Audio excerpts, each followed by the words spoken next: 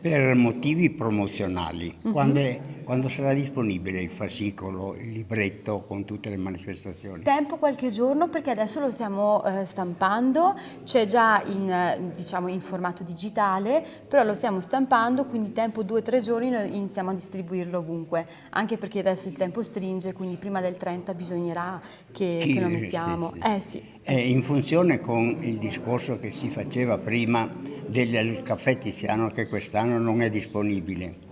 Cosa si può optare? Perché su che cosa si può contare? Allora, per quanto riguarda la base logistica, diciamo così, noi offriamo al nostro comune tutto il piano terra se dovessero i bambini oppure i partecipanti cambiarsi, eccetera.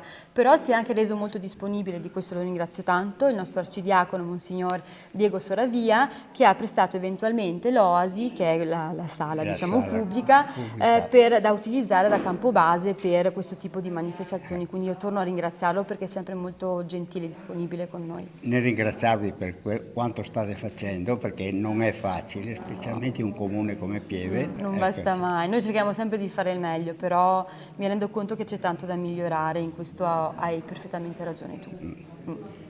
Allora, il mezzo di trasporto non può essere istituito dal comune per il semplice motivo che diventerebbe trasporto pubblico ed andrebbe in diretta concorrenza con Dolomitibus, causando anche diversi motivi di contenzioso, pagato dagli stessi cittadini se dovessimo andare in contenzioso.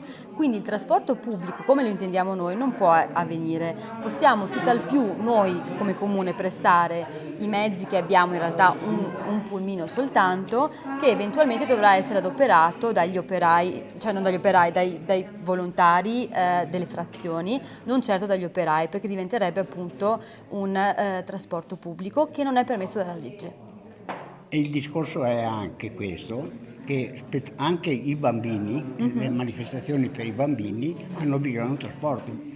Nelle frazioni non c'è trasporto pubblico. Il trasporto pubblico c'è nelle frazioni soltanto nelle fasce orarie scolastiche. Esatto. Ed è Pieve l'unico comune in tutto il Cadore ad avercelo, ed è Pieve tra i pochi comuni che ha un pulmino tutto suo che lascia diciamo, in uso alle famiglie in via praticamente gratuita, ed è anche questo tra gli ultimi comuni di tutta la provincia. Come si Per fa a cui Pieve di accedervi? Cadore a livello di servizi di trasporto dei bambini è tra gli ultimi comuni rimasti ad effettuarlo.